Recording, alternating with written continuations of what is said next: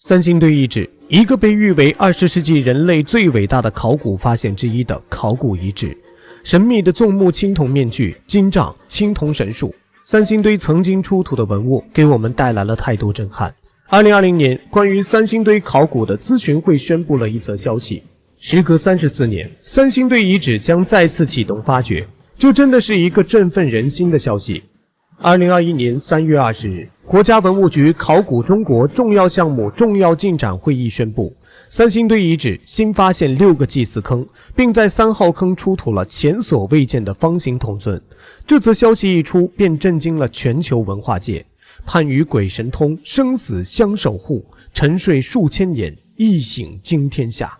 如今相隔35年，6个祭祀坑被接连发现，三星堆考古再次受到了全世界的瞩目。三星堆遗址究竟是怎样发现的？为什么它如此神秘？再度重启又将呈现什么样的惊喜？三星堆遗址是否会成为21世纪最伟大的考古发现？让我们随着考古学家一起走进三星堆，探寻数千年前神秘的古代巴蜀文明。三星堆古遗址位于四川省广汉市鸭子河南岸，距今已有5000至3000年历史，是迄今在西南地区发现的范围最大、延续时间最长、文化内涵最丰富的古城、古国、古蜀文化遗址，昭示了长江流域与黄河流域一样，同属中华文明的母体，被誉为长江文明之源。而三星堆遗址究竟是怎样被发现的呢？三星堆遗址的发现始于1929年，当地农民晏道成在掏沟时偶然发现一坑玉石器，然而他并没有向有关部门上报，直到1931年才引起专家的注意。1934年组成考古队发掘并进行保护，发掘为期10天，收获丰富，并由华西大学博物馆馆长葛维汉整理出汉州发掘简报。而遗憾的是，三星堆遗址至此之后便因战乱长期停止发掘。20世纪50年代，考古工作者又恢复了在三星堆的考古工作。至60年代，共发掘出横梁子遗址、三星堆遗址及月亮湾遗址等。当时，冯汉骥教授就意识到，一带遗址如此密集，很可能就是古代蜀国的一个中心都邑。20世纪80、90年代以后，三星堆遗址迎来了长达20年的大规模发掘。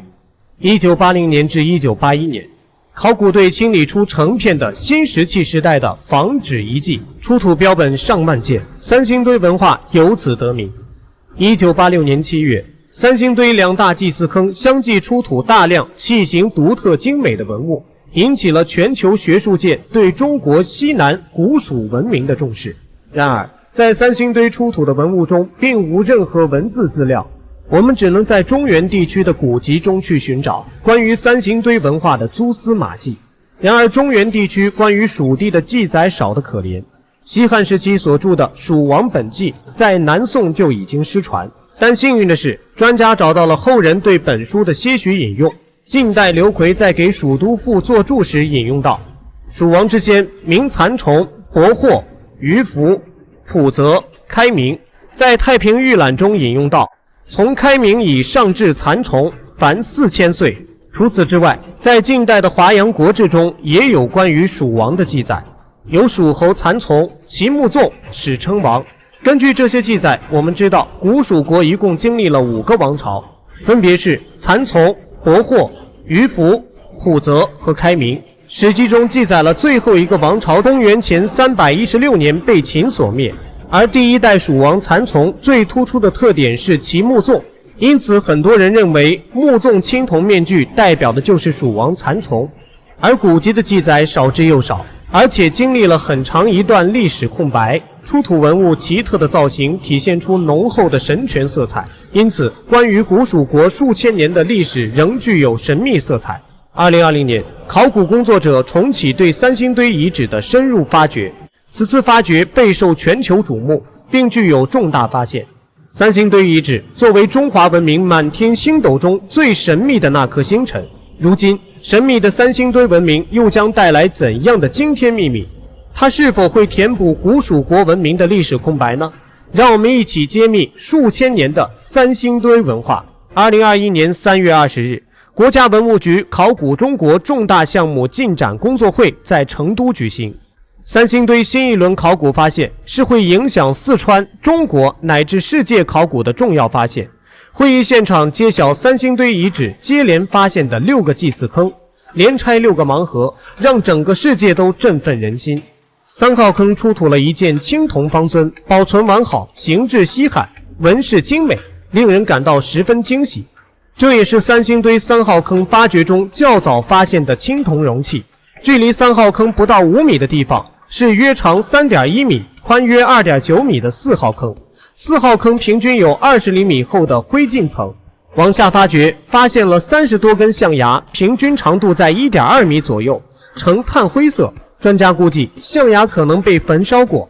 总体看来，此次发掘3号坑和4号坑的象牙较为集中。考古人员初步判定是三星堆文化末期距今3000多年前的遗物。至于所属的大象总属，最终结果还将在鉴定后才能完全确定。5号坑的象牙雕刻残件多数呈碎片状。此外，在5号坑和8号坑，考古人员还发现了小件象牙制品，有的饰品表面还刻有精美的云雷纹。这次象牙的数量和集中程度超过了专家的预期。专家推测，这样集中的象牙堆在四川比较突出，可能与祭祀习惯有关。而古代蜀地为何有如此之多的巨象存在？远古的人类和巨象又是如何共存的呢？根据研究，商代气候比现在更为湿润，年平均气候比现在要高出2摄氏度左右。不仅成都平原能够生活大象，就连黄河流域也有大象。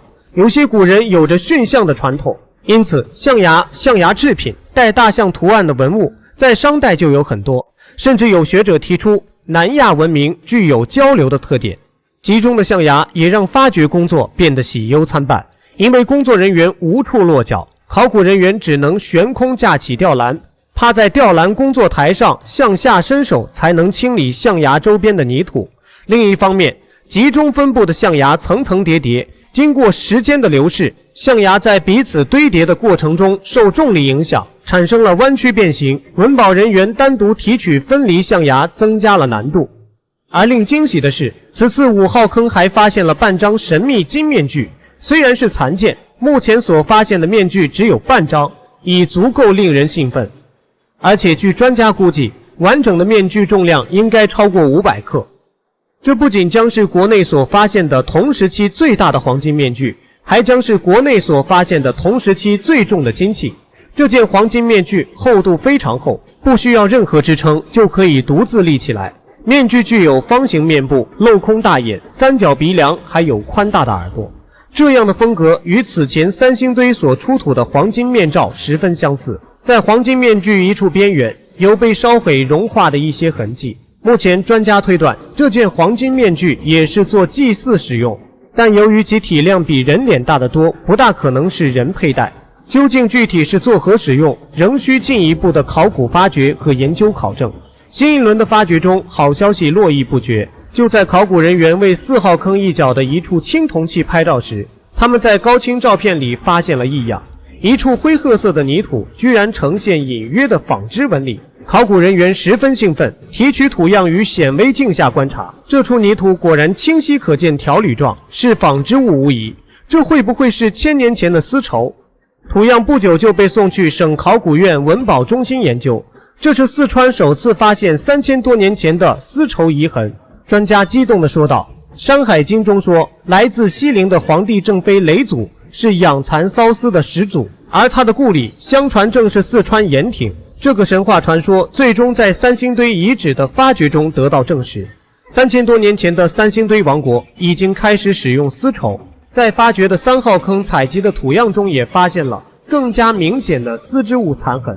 三星堆遗址发现了6座祭祀坑，使得龙形器尊、大口尊、方尊、纺织品、玉宗、黄金面具等秘宝重见天日。陆续出土了黄金面具残片等500多件重点文物。隐秘的古蜀文明在沉睡3000年后一举震惊天下。然而古蜀国是如何出现，又是怎样消亡的呢？当时又有着怎样的生产生活秩序？三星堆遗址分布面积12平方公里，核心区是三星堆古城。面积约 3.5 平方公里。